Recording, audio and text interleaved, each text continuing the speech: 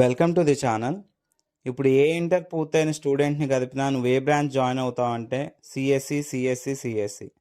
ముఖ్యంగా వారి యొక్క తల్లిదండ్రులు కూడా అడ్మిషన్స్కి వచ్చినప్పుడు సిఎస్సి సీటే కావాలి మా పిల్లలకి అని రిక్వెస్ట్ చేస్తున్నారు. అయితే ఇక్కడ ప్రతి ఒక్కళ్ళు గమనించాల్సిన విషయం ఏంటంటే ఆల్రెడీ లాస్ట్ ఇయర్ సర్వే కనుక తీసుకుంటే నియర్లీ 7 lakhs ఆఫ్ స్టూడెంట్స్ సిఎస్సిలోనే అడ్మిషన్ తీసుకోవడం జరిగింది. 2029కి వీళ్ళు గ్రాడ్యుయేట్స్ అయితే ఆ ఇయర్లో 7 lakhs ఆఫ్ సిఎస్సి స్టూడెంట్స్ బయటకు వస్తారు. ఈ ఇయర్ కూడా suppose 8 lakhs of CSC students join అయ్యారంటే 2030 నాటికి ఆ 8 lakhs బయటకు వస్తారు. అంటే 2029 నుంచి 7 to 10 lakhs ఆఫ్ స్టూడెంట్స్ అయితే ఫ్యూచర్లో బయటకు రావడం జరుగుద్ది. అంటే కాంపిటీషన్ అనేది చాలా నెక్స్ట్ లెవెల్కి వెళ్ళబోతుంది. మరి అందరికీ జాబ్స్ ఉంటాయా అంటే చెప్పలేం. ఎందుకంటే ఇప్పటి వరకు ఉన్న మాస్ హైరింగ్ ట్రెండ్ స్లోగా తగ్గిపోతుంది. కంపెనీస్ ఇప్పుడు స్కిల్డ్ హైరింగ్ వైపు షిఫ్ట్ అవుతున్నాయి. ఏఐ వచ్చాక సిచ్యుయేషన్ ఇంకాస్త చేంజ్ అయింది.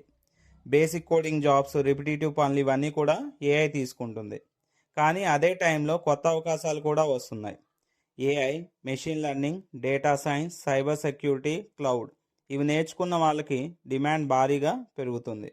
ఇంకో ముఖ్య విషయం ఏంటి అంటే కంపెనీస్ ఇప్పుడు రెడీ టు వర్క్ క్యాండిడేట్స్ని మాత్రమే తీసుకుంటున్నాయి. అంటే డిగ్రీ కాదు ఇక్కడ ముఖ్యం, స్కిల్స్ మ్యాటర్స్.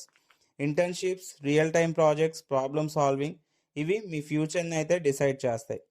మరొక రియాలిటీ చెప్తాను. టాప్ 20 to 30% స్టూడెంట్స్కి మాత్రమే ఈజీగా జాబ్స్ వస్తాయి. మిగతా వాళ్ళు స్ట్రగుల్ అవ్వాల్సిందే. కానీ టెన్షన్ పడాల్సిన అవసరం లేదు. ఎవరైతే ఇప్పటికే జాయిన్ అయిపోయారో రైట్ డైరెక్షన్లో ప్రిపేర్ అయితే మీరు ఆ టాప్ కేటగిరీలో ఉండగలరు.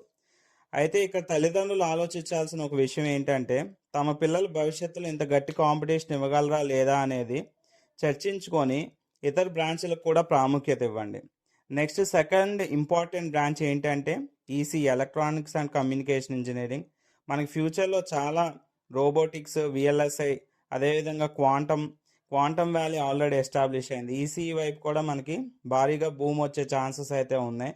కాబట్టి అప్పుడు కాంపిటీషన్లో రాలేరు అనుకున్న ఇప్పుడు ఎవరైతే మెరిట్ స్టూడెంట్స్ ఉంటారో ఈసీఈ, ట్రిపుల్ ఈ వాటికి కూడా ప్రాముఖ్యత ఇస్తే అట్లీస్ట్ వాళ్ళకి జాబ్ గ్యారంటీ అయితే ఉండే ఛాన్సెస్ ఉంటాయి.